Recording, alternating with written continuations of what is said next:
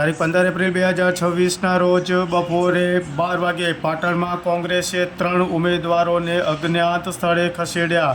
શહેર કોંગ્રેસ પ્રમુખનો સામ દામ દંડની નીતિ અપનાવી ભાજપ પર ફોર્મ ખેંચવવાના દબાણ કરવાનો આક્ષેપ પણ મૂકવામાં આવ્યો હતો. પાટણ નગરપાલિકાની ચૂંટણી પહેલાં રાજકીય ગરમાવો તેજ બન્યો છે. કોંગ્રેસે ભાજપ પર ઉમેદવારોને ડરાવવા અને ફોર્મ પાછા ખેંચવા માટે સામાજિક દબાણ લાવવાનો ગંભીર આક્ષેપ કર્યો છે. આ આક્ષેપો વચ્ચે કોંગ્રેસે પોતાના 3 મજબૂત ઉમેદવારોને સુરક્ષિત અને અજ્ઞાત સ્થળે ખસેડવામાં સફળ થયા છે.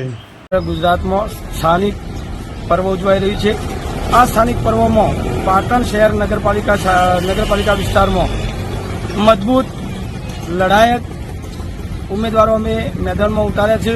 પરંતુ ભારતીય જનતા પાર્ટીની જ્યારે સામ દામ દંડની જે ભેદભાવની નીતિ રહી છે અને સામાજિક સમીકરણો લાવી અને ઉમેદવારોને દબાવવાના પ્રયત્નો થઈ રહ્યા છે, જેના કારણે અમારા મજબૂત ઉમેદવારો વોર્ડ નંબર 11, વોર્ડ નંબર 9 અને વોર્ડ નંબર 2માં પણ અજ્ઞાત સ્થળે મોકલવાની ફરજ પડી છે.